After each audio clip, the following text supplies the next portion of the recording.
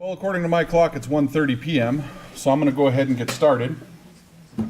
On behalf of the Manhattan, New Lenox, and Will County TRIAD, I want to thank everybody for coming. I am Detective Holford. Today we're going to be talking about internet safety, and while we wait for a couple of, I'm hoping, stragglers to show up, I'm going to play you a short video just to start things off a little bit more relaxed, since it's just a quiet, cozy, small group of us. And was anybody at the senior luncheon yesterday? So you guys heard me speak yesterday. We had a pretty large group. I feel much more cozy in this group, so I feel like I can be a little more silly. So I want to start out with a video. You mean I missed something? Yeah, me too. Where was the senior luncheon? Right here. Right here. Oh. It's on the village's website. I was simply asked to come in as a speaker. I don't get on the website. We'll have to get on that. I will talk with my counterparts that do far more with the I outreach. could have dragged a few more seniors over there. A little bit of housekeeping for anybody that hasn't been here before. The restroom is right outside in the foyer area, door to the right. It is a unisex bathroom, so when you go in, please lock the door so that we don't have anybody intruding. Like I said, I have a whole presentation, but I wanted to start it off while everybody's enjoying their snacks and while some other stragglers come in to give you an opportunity to start out. This has to do with internet safety. Has anybody seen James Veach? He's kind of an internet comedian type guy, and he's going to talk to you about spam emails. If you don't know what spam emails, hopefully by the end of this little video, you will understand what spam emails are. I turned the sound off. Give me 1 second. And I was doing so well.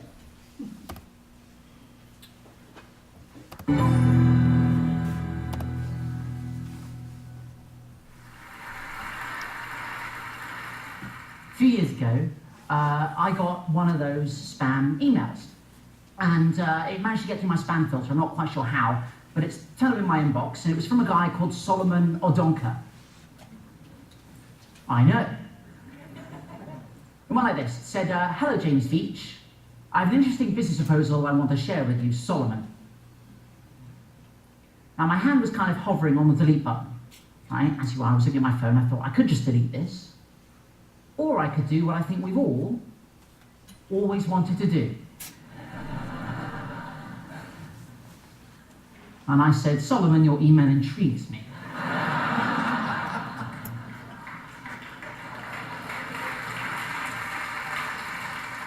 And the game was afoot.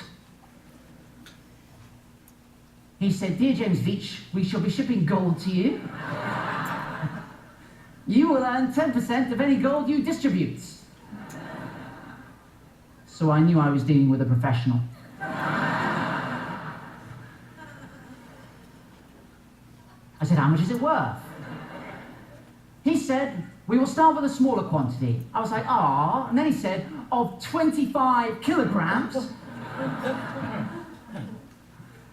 The worth should be about 2.5 million. I said, Solomon, if we're going to do it, let's go big.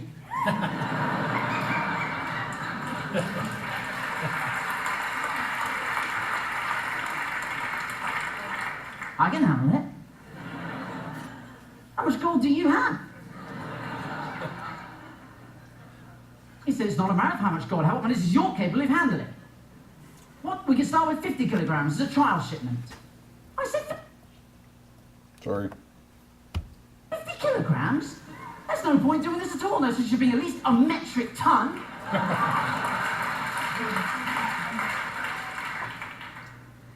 So what do you do for a living? I said, I'm a hedge fund executive bank manager.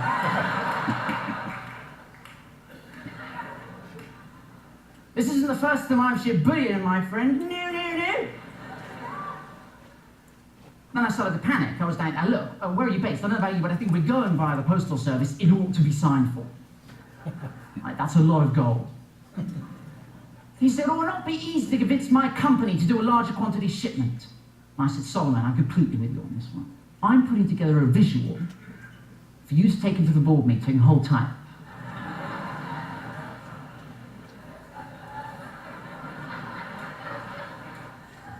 This is what I sent Solomon.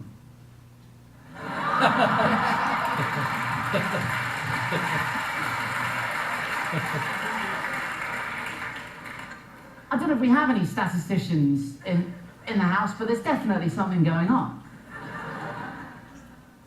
I said, someone attach this email, you'll find a helpful chart. I've had one of my assistants run the numbers. We need to be shipping as much gold as possible. There's always a moment where they try to tug your heartstrings, and this was it for Solomon. He said, I will be so much happy if the deal goes well, because I'm going to get a very good commission as well. And I said, that's amazing. What are you going to spend your cut on? And he said, on real estate. What about you? I thought about it for a long time. And I said one word. CONT.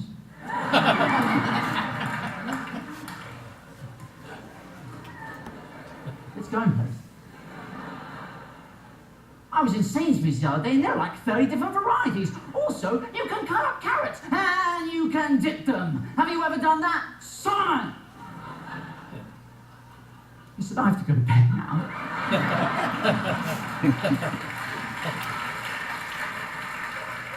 Till tomorrow. Have sweet dreams. I didn't know what to say. I said, bonsoir, my golden nugget. Bonsoir.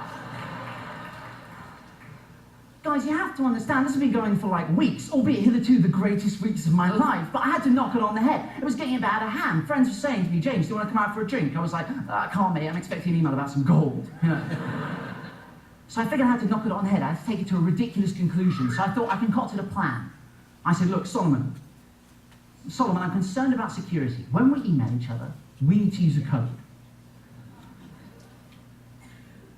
And he agreed. And I said, Solomon, I spent all night coming up with this code. We need to use it in all further correspondence. Lawyer. Gummy bear. Bank, cream egg. Legal, Fizzy-Cola bottle, plain peanut M&Ms, documents, jelly beans, Western Union. Guys, a giant gummy lizard.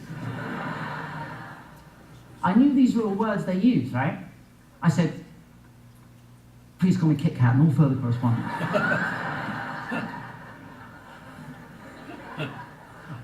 I didn't hear back. I thought, I've gone too far. I've gone too far. So I had to backpedal a little bit. I said, look, Solomon, is the deal still on? Kit Kat. Because you have to be consistent.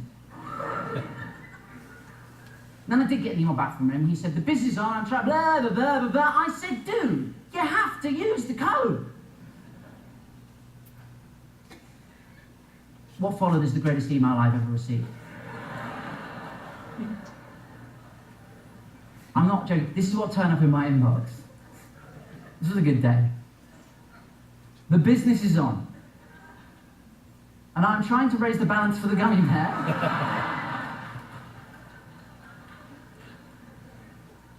So he can submit all the needed Fizzy-Cola bottle jelly beans to the cream egg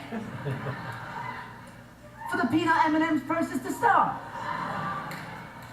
Send £1,500 via a giant gummy lizard.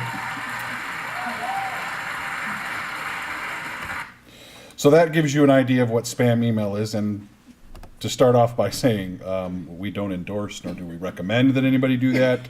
We'll be getting into why phishing emails such as that are dangerous. Again, I am Detective Mike Holford. I'm with the Manhattan Police Department. We're going to be talking about internet safety. And for those that came yesterday, I'm sorry some of the stuff is going to be redundant from yesterday, but I have worked in public safety for about 26 years.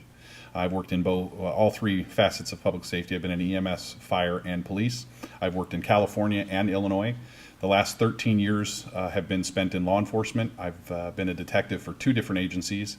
I was appointed as a detective for the Manhattan Police Department in 2016, and I was the first full-time detective that the Manhattan Police Department has ever had. I'm currently a member of the International Association of Financial Crimes Investigators and a founding member of the Will Grundy Major Crimes Task Force. So, I've got a lot of experience in a lot of different facets of internet, financial crimes, violent crimes, and investigations overall. So that's where some of this comes from. A couple of caveats about this presentation. This presentation was actually from the Department of Homeland Security. I felt that the presentation fit the topic that we were using. So kudos to the Department of Homeland Security for their Stop, Think, and Connect about internet safety. How do you use the internet? Anybody? Just throw some generic stuff out there. Nothing personal or anything, but just what do you use the internet for? Yes? To get a lot of information on things. Okay. That's a very common answer. Anybody else? Emails. Very good. Emails. Okay. And there's probably, I would say 3 to 4 with the number of people we have in here, three to four different types of emails that people would have. Gmail, Hotmail, AOL is still actually out there. And then Yahoo is probably one of the most common ones, as well as att.net. And I use mine for work, okay. because I have to put my reports in on the internet. Okay. And do you have a secured network when you do that, or do you just do it on the, okay. And we'll talk a little bit about that. What are your main concerns about using the internet?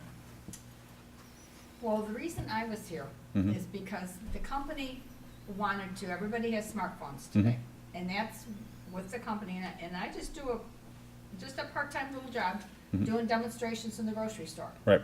The company wanted to use my email, use my phone, use my internet, my files, my photos, and not pay me for anything. And I'm like, wait a minute here. Something wrong with the story. You should be providing that stuff, you would think. Right, and then I thought to myself, and I said, no, I won't do it. And my boss says, well, why not? Well, they're just using that program. I said, I don't care what they're using. They haven't paid for my phone. Mhm. They're not paying me for using my phone. They're not paying for my internet service. Why am I giving you this for free? Right. Right. Well, that was just not in her realm of things. And I said, well, guess what? It's not happening. So either you provide something or I quit. Right.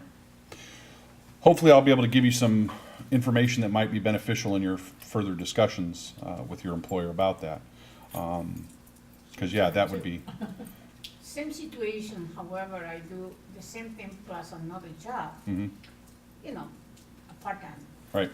We all retire here. Anyway, so, I receive also all their instructions and everything through emails. Mhm. But then there was it's a system you check in and check out. Mhm. For that, you have to obviously turn on your location. I don't wanna do that, so. So at the they want to beginning- track you Yeah, then. at Right. the beginning, I was They want to know so where you were at what time. innocent, I Mhm. was doing it, I was marking it down when I was Mhm. arriving at the store and when I was leaving the store and all of Right. that. I'm working with a group of other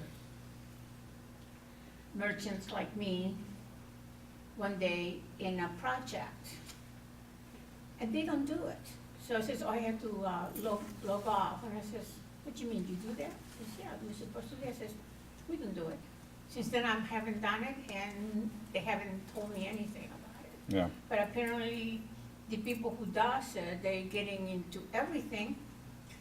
Because if they can check where you are, they can check everything about you. Yes.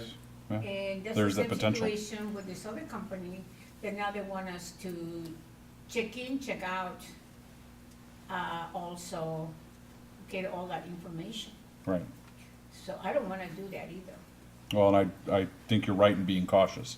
But again, like I said, hopefully this presentation, and if you have further questions at the end, we can have a discussion about how to better protect your cell phone and your internet profile, as it were, because we all have an identity on the internet if we're using social media and such. But again, I'll get into that. Has anybody ever had their identity stolen? Well, let me back up. Are there anybody else that have any concerns about using the internet? Does anybody get worried when they use the internet? Does anybody do things on the internet like make purchases or visit websites for those informational purposes but aren't sure if they're on the right website? And then they're concerned that those things, you know, just by visiting a website, you might have your identity hacked or your bank account hacked. Does anybody get concerned about those things? Do we feel like we're versed enough in the internet to use the internet? Does everybody here feel comfortable when they're on there to use it to the level that they do? Okay, well, that's good. That's good. Has anybody ever had their identity stolen? Not exactly, my daughter had somebody charged a mattress to her, Mhm. and she hadn't gotten a mattress, and so we went to a lawyer, and he sent a letter, and they used the last 4 letters of her numbers of her social security number, and I guess that cleared it up. Right. But, I don't know how somebody did that, but maybe they stole something out of our mailbox, I don't know. Okay. Yeah, and did she file a police report? I don't think we did. I'm not Probably. sure. We went to our. the If she one- hasn't had any other instances, maybe it was just a glitch, a keystroke error. But you always want to err on the side of caution with that kind of stuff and possibly file a report just for informational purposes.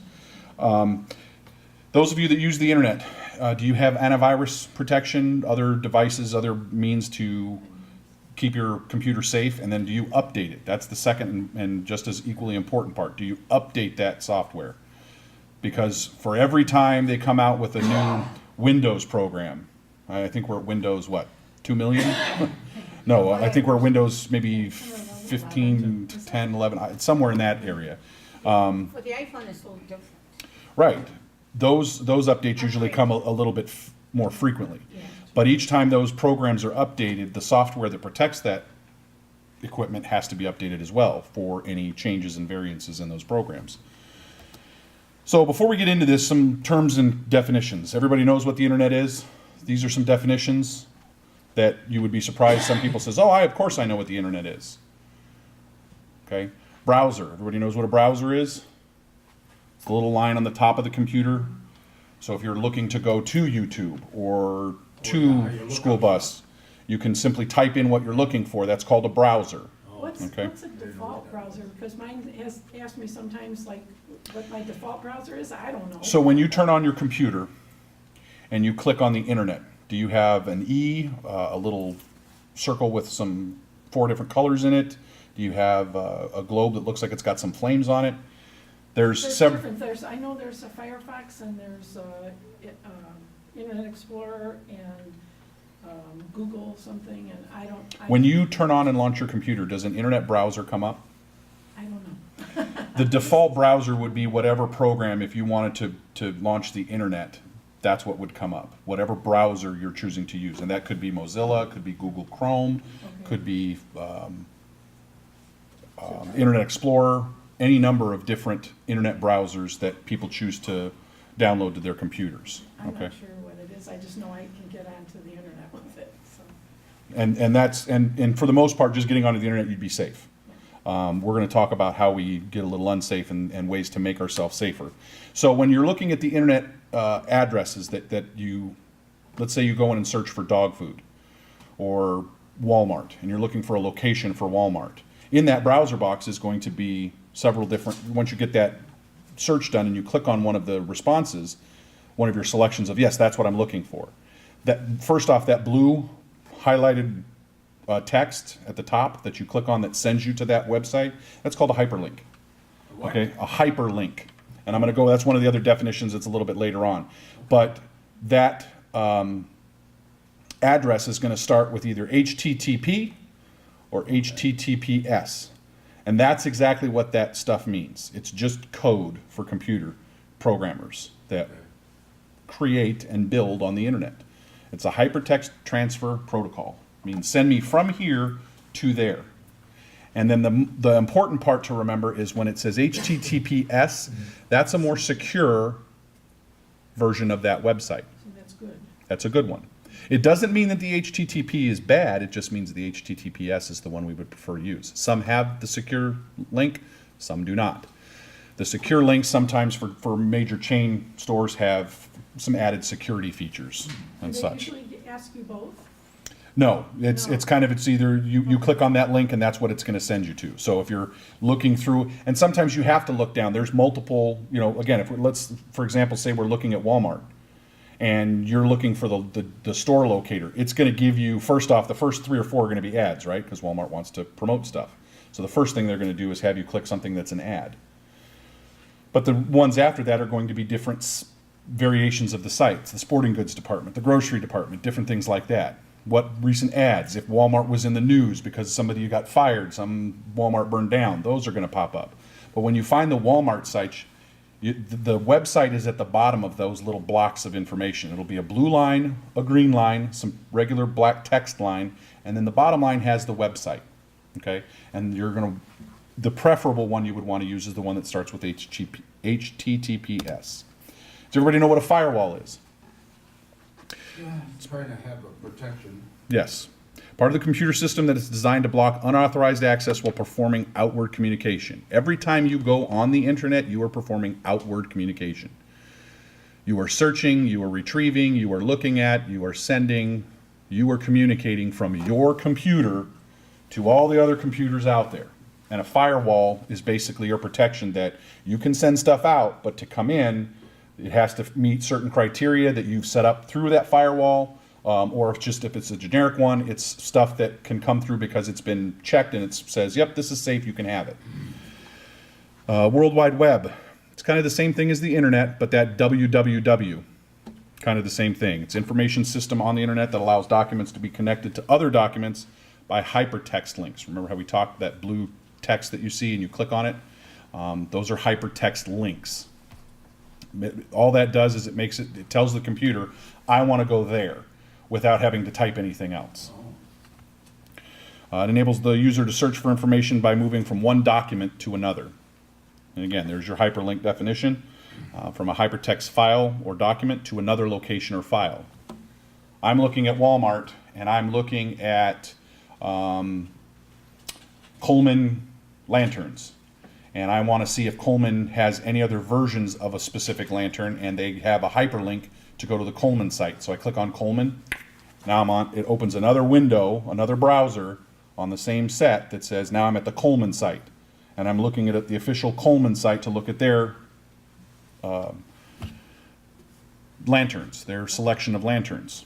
Hypertext is another phrase for the same thing. URL is a universal resource locator. It's part of the address. Does everybody know what an IP address or Internet Protocol address is? Your address at your house has 123 Main Street.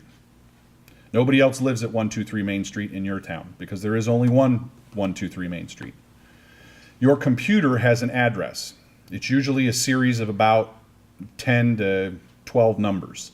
And they're broken up in blocks of 2 and 3 with decimal points in between them. So it'll be 120.645.55.232.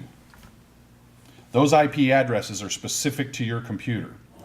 Now they can be one of two things. They can be a static IP address, which means your internet service provider. How many people in here have AT&T? How many people have Kraus? Any other internet service providers? Okay. All of those companies that provide you cable and internet provide those IP addresses for you. Now they can give them to you in a static form, which means as long as you have a contract with me and I'm Joe's Cable and Internet, as long as you pay your bill and I have a contract with you to keep internet service, you're going to have a static IP address of whatever.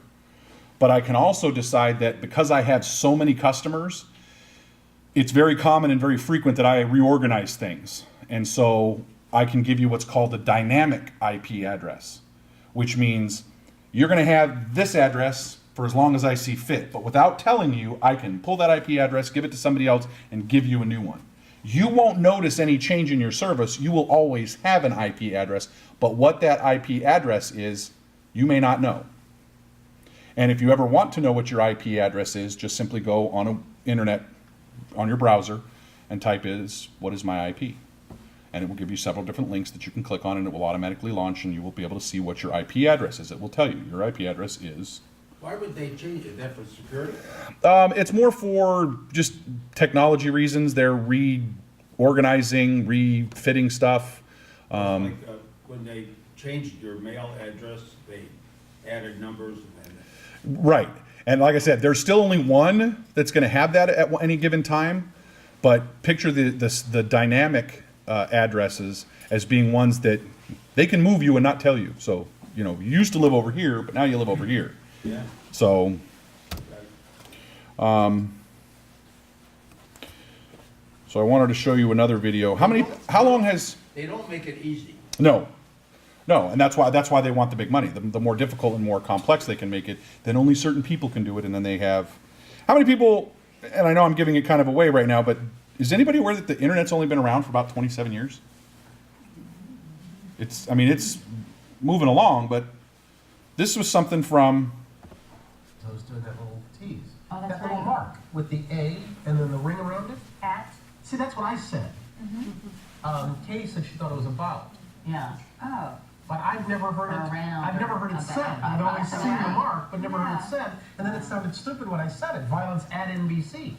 Yeah, I heard the around or about and the lecture See, there it is, violence at NBC, GE com. I mean, Well, Allison should know. what do you is say that, internet Allison? anyway? Internet is, 1994. right, the one that's. I'm one of those kind of people that I happen to think What do you mean? That's big? that How does internet, or that right to it? Like, national anchors on the news have to be some of the more intelligent people on the planet. I may not agree with their political views, you may not agree, but in terms of their just base intelligence, those people have to be smart. If you're an anchor, you have to talk about everything and anything as soon as it happens. That's 1994. What is the internet anyway? So, still really, really new. A lot of people still, don't understand what it is, and, they know that there's this thing called the internet, and they know how to operate it, and they know how to get on there, and they know how to punch, buttons on a keyboard, but they don't know what the internet is. Right. So, that's kind of why I gave you some of those definitions. That's kind of why I'm talking about this internet, so that if you didn't understand the actual physical part of it, there is a physical part. And I mean, we could spend 3 days going over the internet. And this is just the internet that you use. This isn't even a presentation on the dark web. The dark web, the internet that you use is like the tip of an iceberg. And everybody knows about icebergs, right? Which is bigger, the part above the water or part below the water? And usually the part below the water is how many times bigger than the part above the water?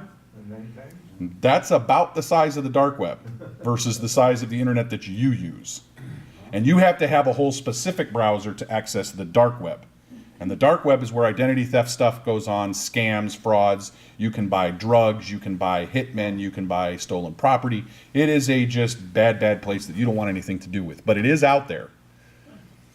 It doesn't really interact with the internet that you use, but it can. There can be connections between the two.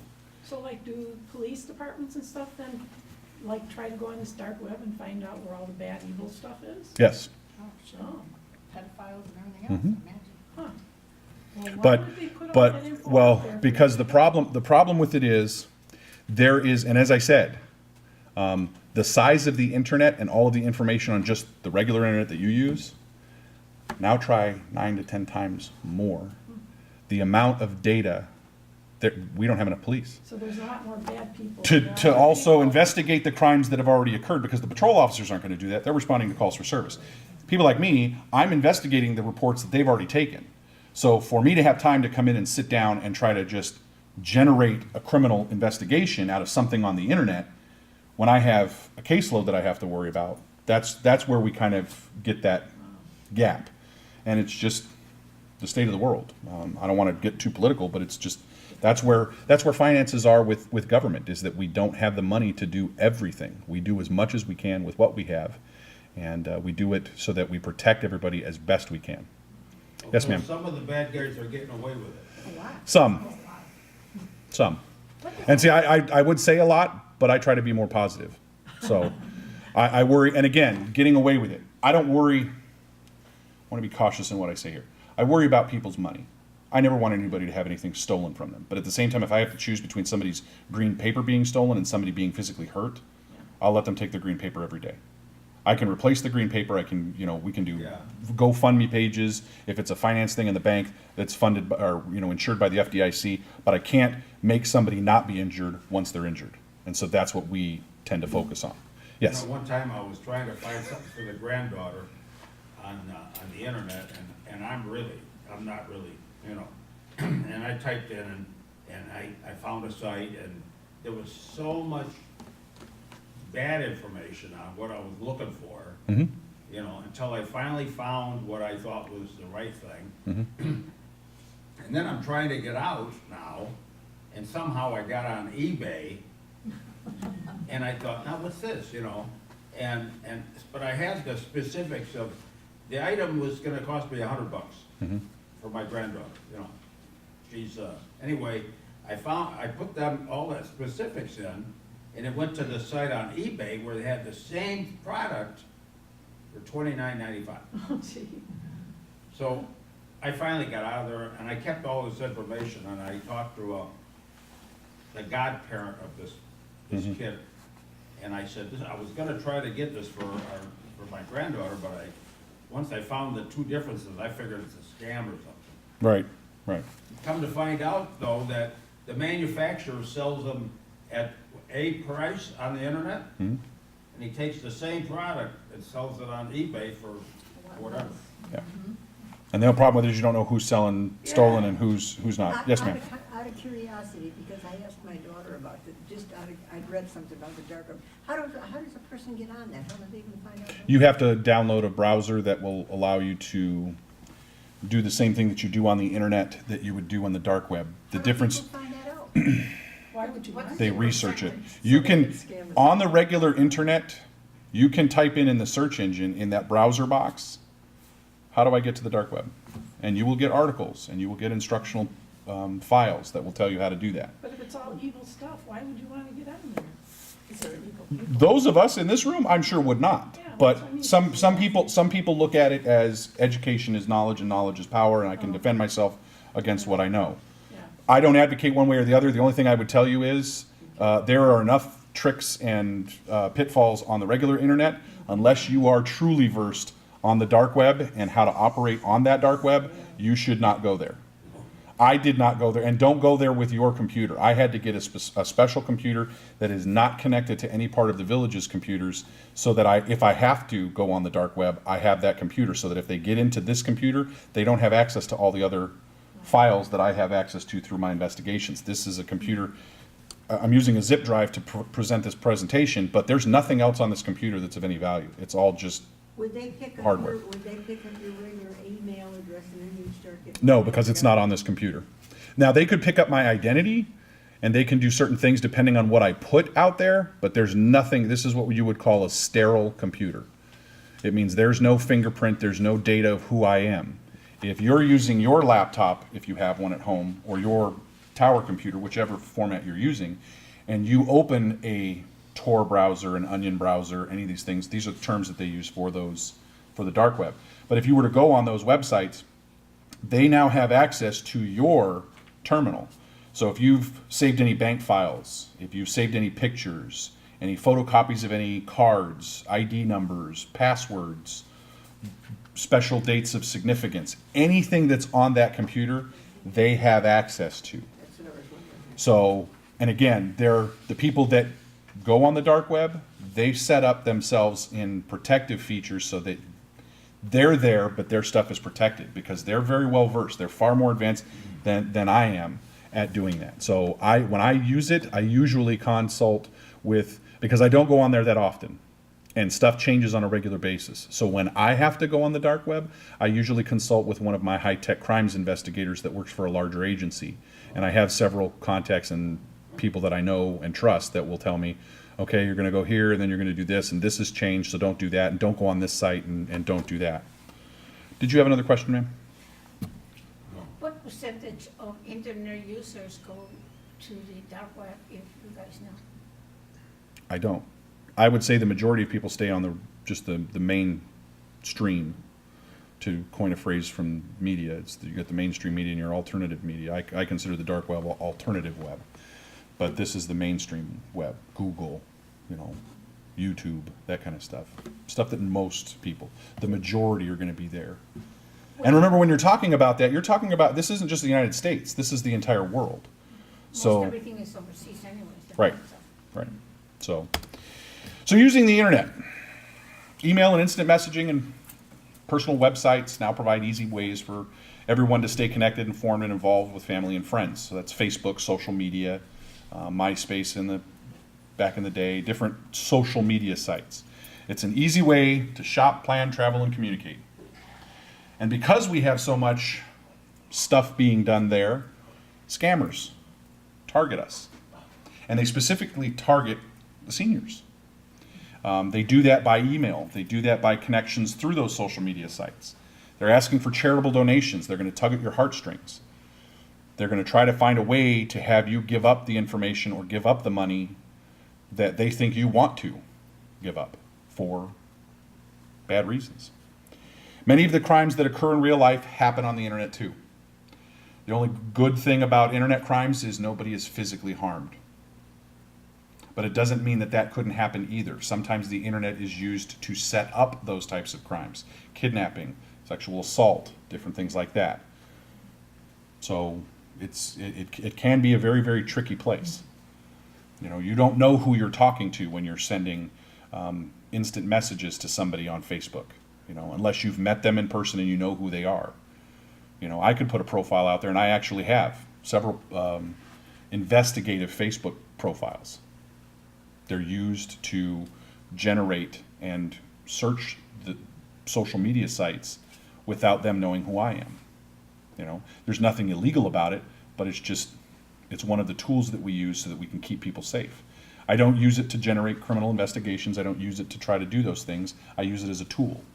Something else has to happen in real life for me to then go on that social media. But once I'm investigating a criminal act or a suspected criminal act, that social media site is one of the fastest places I'll go to. I'll go there first.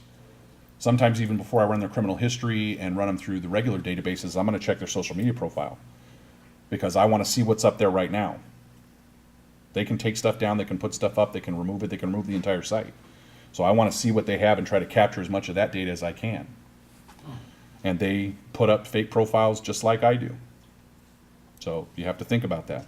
All those pictures, and they'll find it in ways that it is the same guy or the same girl in every picture.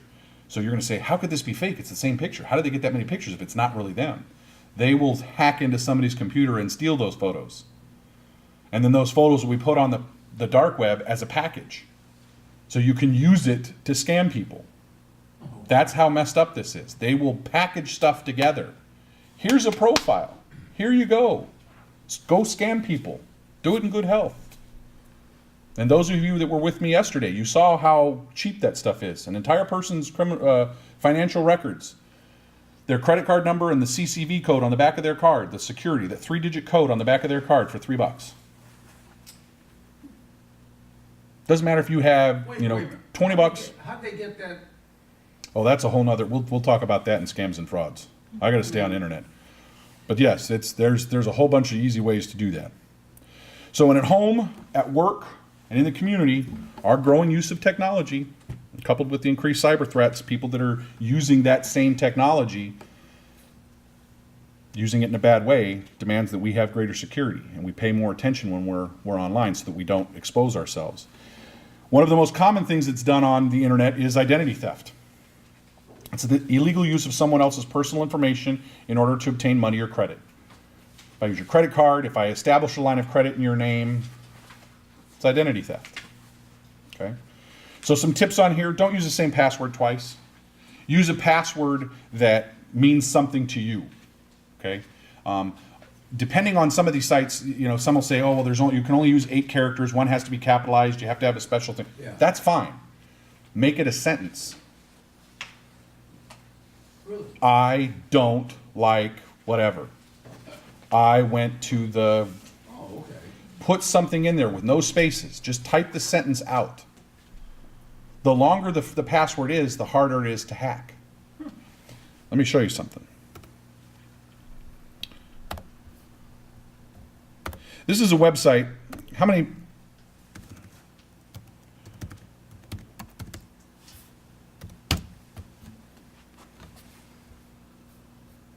Now you notice, how secure is my password? The first one that comes up, preventing hacking attacks now. That's not what I'm asking for. How secure is my password.net? You see that website right here? Yeah. Okay, so let's click on this. Click on that hyperlink. I don't want anybody to give me a password of their own, but try to think of a password that you think would be hard, just a regular password. Cucamonga. It would take a hacker 59 minutes to hack that password. These are averages. This is more of an entertainment thing, and this is nothing that should be done with a clock and a timer, but that's the average. Huh. Some people use smaller passwords. Robert. They can hack it faster than you can type it. Now let's see. This is not a personal statement. I'm simply using this as a password demonstration for this website. I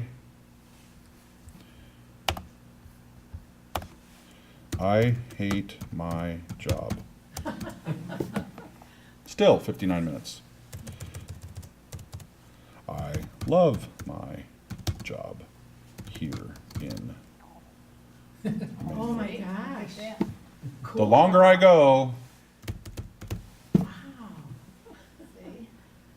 notice how the screen also, the color of the screen changed. Yeah. As I start typing, it goes to red. As I go further back, see how it's changing to red? Oh my gosh. Caution, caution. Back to blue, because there's nothing. So in other words, if you pay your bills on your computer, you need to change your password to something like that to get to your bank. You don't need to, but again, it's how secure do you think, because when the internet first took off, and the first few classes that I had, there were several common passwords. Love, secret, sex, and God. And variations of those 4 words. They would put them together, they would put them with something else, but they would have those 4 main words in there. And so, does everybody know what an algorithm is? It's kind of like a computer program that they just launch it and start it, and it does the work for you. And it's a very complex mathematical thing that they can make computers do. I don't even understand it altogether. I know that they're there, and I know that that's what they do. These companies started out, that's kind of how secure is my password. It's done on an algorithm. It's linked to a site that when I type in, what is my password, that algorithm tells me it would take 35,000 years for somebody to hack that. Now, again, this is an entertainment site more than most, but it is an algorithm based on how long it would take someone to hack that number. Each letter is given a numeric code. That code is put together and saying how long would it take somebody to come up with that code. Are they cracking it quicker because they tell you, you need to have a capital, you need to have this, you need to have Yes. character, you need to have, so they're telling us how they want us to make out our code. Well, and remember, if the internet's only 25 years old, people didn't know and didn't need passwords to type into a computer. Right. So when we first started this, you either did it in all caps or you did it in all lowercase. But how many people in here know how to touch type? So less than 10%. If you know how to touch type, hitting the shift key to make one letter a capital letter is no big deal. But to the majority, oh, you mean I got to hit this button and that one at the same time? They didn't want to do that. Yeah. So these hackers and people that were out to do bad, when they would go and try to crack these passwords, they didn't have to use caps. They didn't have to use any of these extracurricular figures or symbols as part of a password. Nobody used them because it was a pain in the neck to put them in yourself. Oh, okay. And if you're doing it 15 or 20 times a week, Yeah. you wouldn't want to do that.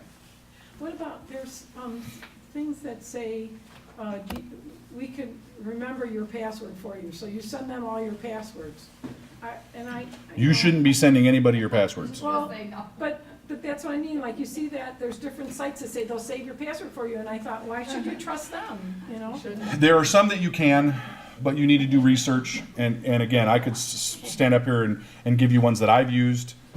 Just not a good idea. I've kind of leaned more toward, because even if that company that saves your password is safe, they have to store it somewhere. If they're storing it on the internet and the access points are through the internet, that means that their warehouse that stores that information is breachable. And you don't And if they know- can hack, if the hackers can go in there, now they have a whole plethora of And passwords. you don't know that everyone there is trustworthy of this. Yes, yeah, to be short about it, yes, that would be the same. And to that same effect, when you guys are getting emails, if you don't recognize who the email is from, don't open it. Delete it.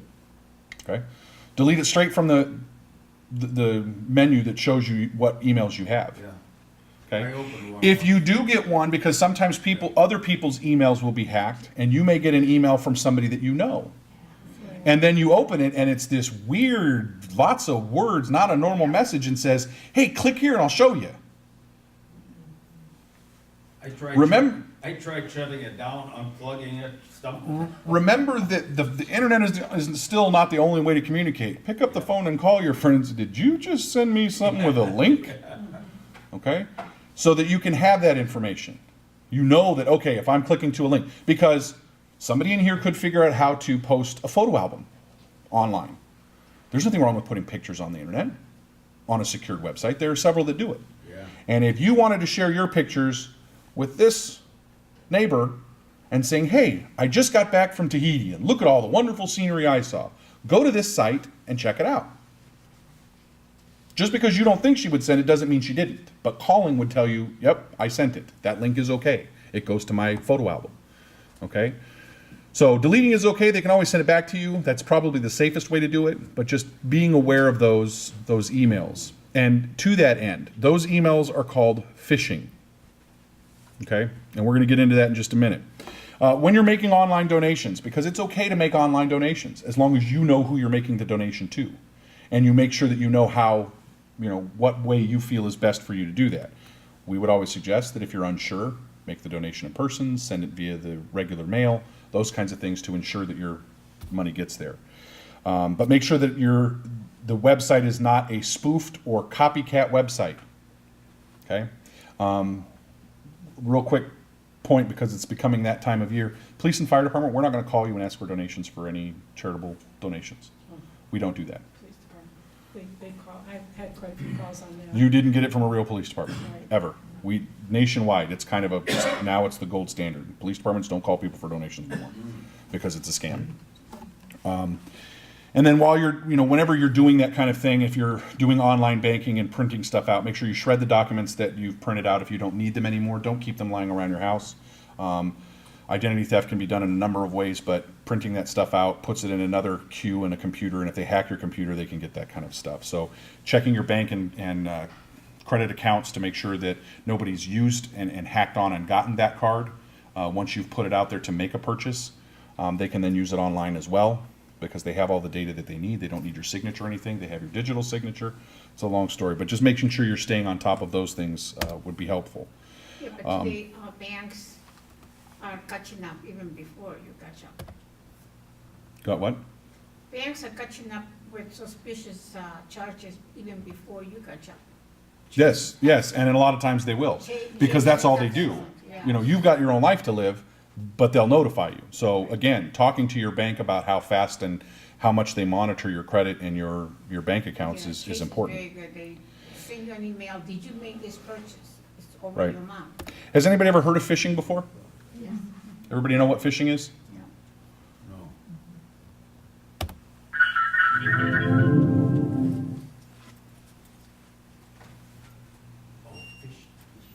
You've probably seen it. You receive an email from your bank or trusted company, and it's asking you for information. It looks real, but it's designed to fool you into handing over important information. This is a scam called phishing, and you need to avoid it. Most of us have gotten used to doing business online. We buy and sell things. We have accounts with sensitive information. The risk of doing business online is low, as long as you deal directly with organizations you trust. Problems occur when criminals impersonate these organizations and fool you into handing over sensitive information like account numbers, passwords, and PIN numbers. The key to avoiding this scam is awareness. Here's one example. You receive an email that looks like a trustworthy message from a bank. It asks you to click a link to verify information. You assume it's legit, so you click the link and log into what appears to be your bank's website. At this point, the scam is complete. You've handed over your bank password to the crooks who can use it to take your money. Boo! They were able to fool you by impersonating the bank's website. There are a few keys to detecting phishing emails. They often try to scare you by saying your account has been accessed or security has been compromised. They also insist that you click a link to verify information or fill out a form. Do not click links or fill out forms in suspicious emails. The email may also have misspellings and call you something like valued customer. The crooks don't know your name. Remember, phishing emails may Notice use how the exact dear is same spelled logos, as well. phone numbers, and addresses that appear on your statements or bills. Always be suspicious of an email that asks for your information. No exceptions. If you receive a phishing email, stay calm. There's no risk to receiving it. Just delete it. You can also safely report it by forwarding it to reportphishing@antiphishing.org or spam@uce.gov. If an email does lead you to a suspicious website, remember to look at the web address. The address in your browser should look familiar. If you suspect that criminals have your information, immediately contact organizations where you have accounts. To protect yourself in the long run, you might also consider anti-phishing software. Further, check your online accounts and credit reports regularly, and quickly report anything that is out of place. Phishing scams are a growing threat on the internet. By being aware of the scam, you can feel confident in working with companies online. Yay!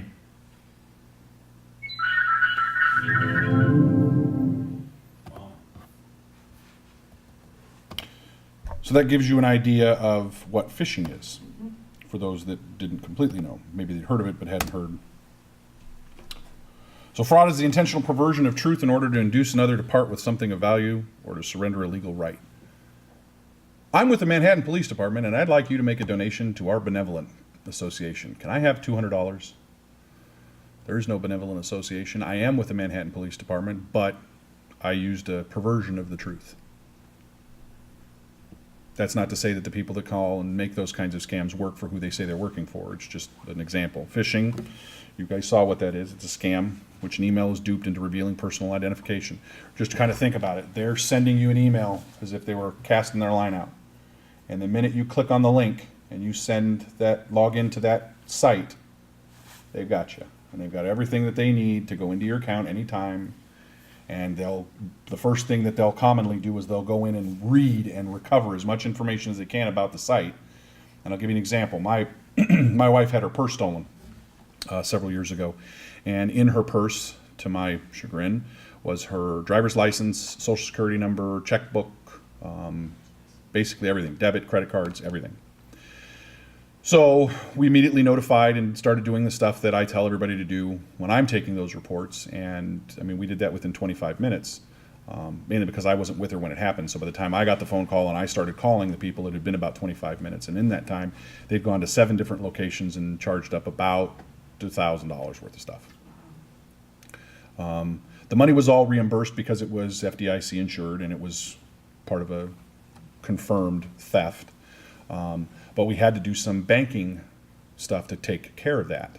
And because they had access to those things, one of the things we suspect they did is they went online with the social security number and all of the information that she had in her purse that afforded them the ability to access our account. Because when it says forget your password, all right, we're sending it to your email. Well, she had stuff on email in there.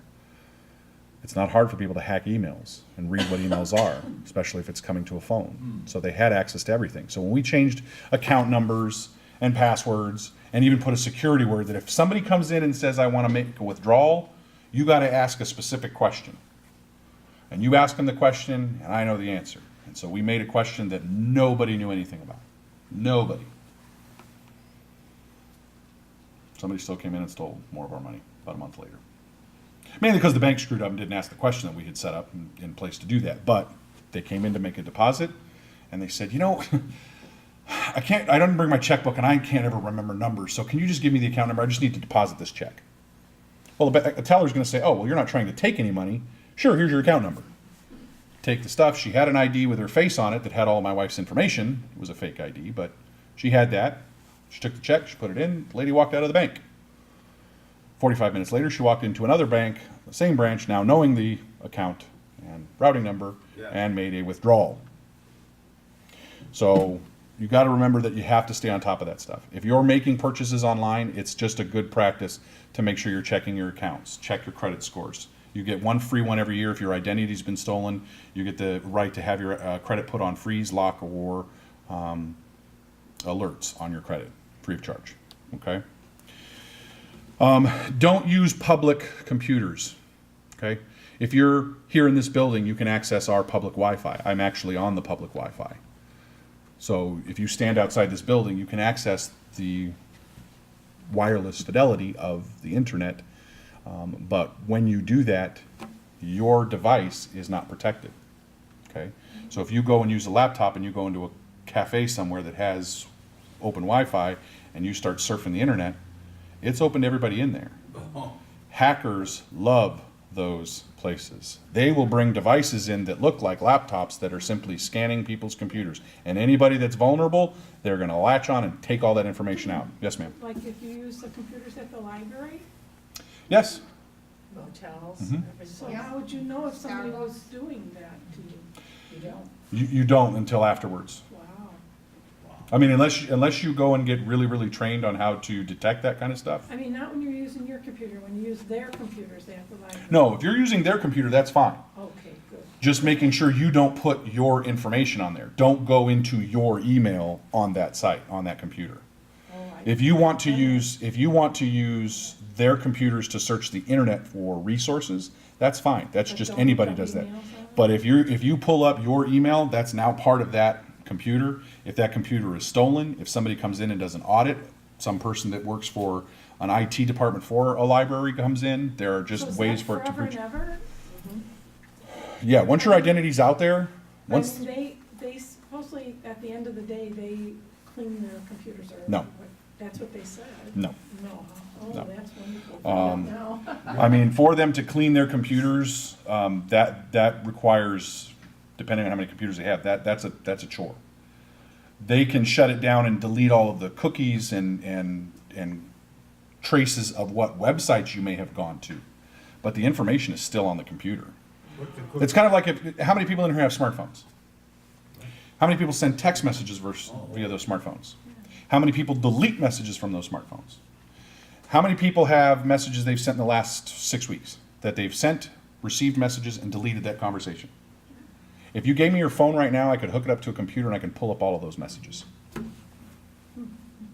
Just because they're not on your phone that you can see does not mean that they're not on there.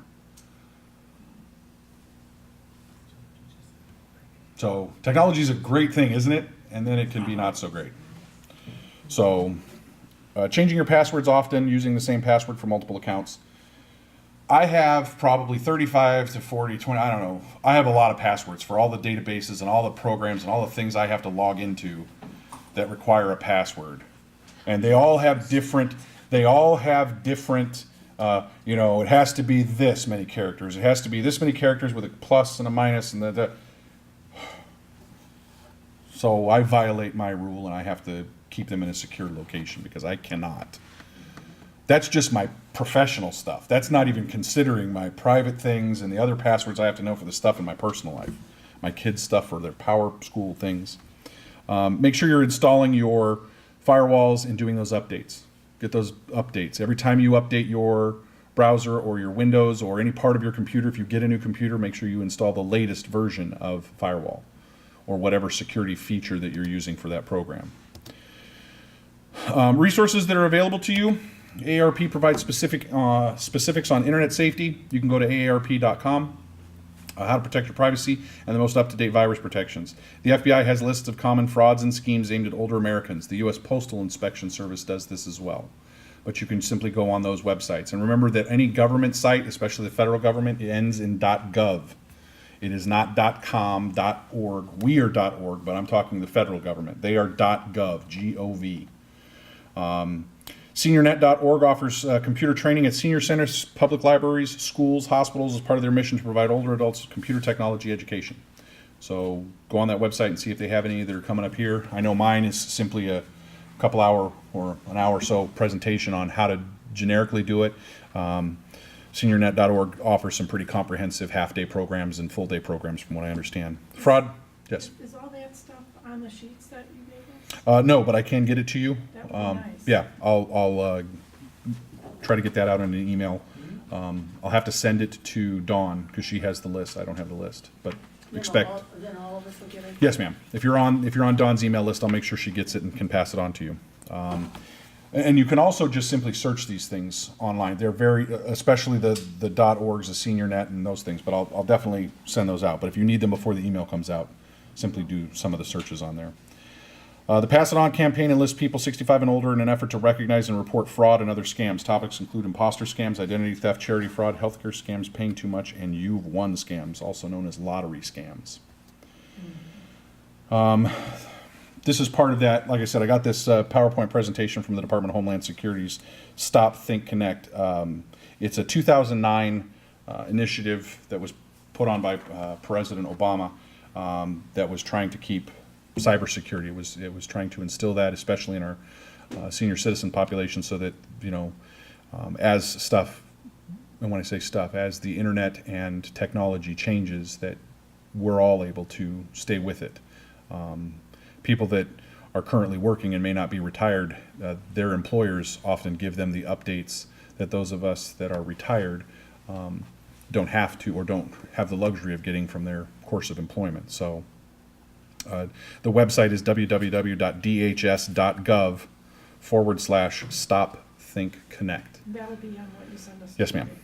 Yes, ma'am. I'll probably put this PowerPoint presentation just in a file and send it over to her. So, you have an important role in helping us protect cyberspace. What that means is while you're there, if you see anything that looks suspicious, report it. You can send it in an email. Most police departments have a generic, just open email. Hey, does everyone know how to copy and paste? Well, no better time than the present. So if I'm on the internet and I want to send an email, I put my cursor over one side of it and I hold the left button down, and I scroll across it and it highlights it like that. You'll notice that it keeps it highlighted like that. Yeah. Simply drag your cursor, hold down the right button, or push the right button down, it will open this menu. Slide down to copy. It's now copied it. You can go to an email address, you can do whatever you need to do. In purposes of what I'm doing, I'm just going to open a Word document so that I can show you how to paste it. Put the cursor wherever the cursor needs to be in either an email format or another browser. Right click again. Sorry, right click. Why is it doing that? See, that's the problem when you're using a sterile computer. Sometimes the programs that are on most of the computers, like mine. Normally you would right click. Let's try this now. There it is. So go to paste. Come on. We're going to try this again. Still highlighted. Right click. Copy. Right click. Paste. Why would you do that? Because if I put that in an email, see how it's in black lettering and it's not underlined? With one finger you hit the space bar. Yeah. It's now a hyperlink. Oh. Now what I've done is I've taken that URL, that Universal Resource Locator, I've copied it in its entirety and I've put it in the body of another document. And then I've added the space bar. The space bar from that last location on it, the last right next to this lowercase c, it tells the computer, make this a hyperlink. If I want to go back and get rid of it as a hyperlink, I simply go back like this, and now it's not. You backspace? I backspaced, and then I hit the space bar again. Remember, the computers are machines, so there are a lot of different things that I'm sure we've all, myself included, you saw it just happen here. Why is it doing that? Yeah. Some part of this computer, what I did, told it that I was trying to do something other than what I was trying to do. So you will find that periodically. And I know just about enough to get me through the investigations that I do. And when I get stuck, I call somebody that knows more than me. And there are plenty of them out there. I know just about enough to get me in trouble. So I know this didn't go as long as they normally do, and I hope that I answered everybody's questions. If anybody, Put up more boxes than your clothes. if anybody does have any other questions, I will be here for a little bit. I like the new way to make up a password, because Yeah. I do online banking, and my bank must have got hacked or something one time, because like now, I'll be good for like 90 days, and all of a sudden I get a thing that says you have to change your password. So I called the bank and I said, hey, what's going on? I can't check out my stuff. And they go, every 90 days you have to change your password. Yes. I said, this is getting ridiculous. So I got a little book and I started writing down, and I got 5 or 6 passwords, but those are ones where I'm putting characters and all that, because that's what they said to do. Okay. Now, you're saying I can just write a sentence, which I've already written down 5 or 6 of them here, and I'm gonna start. And again, that's the caveat to that is that some of those some different sites that you would or passwords are required, they may or may not allow. It must be no more than 12 characters. Yeah, Yeah, that's true. yeah. And so they're trying to keep some of that stuff limited because remember, for every password you give them, they have to store that somewhere as your key to get into your That's account. okay. So they'll limit some of them, but some of them, because they want more security features for their customers, are basically saying, just give us a password. Pass, and you'll know the ones that will accept longer passwords because they'll say, can you put a password phrase or a passphrase into the box. Very good. Very So- good, young man. Thank you. Very good.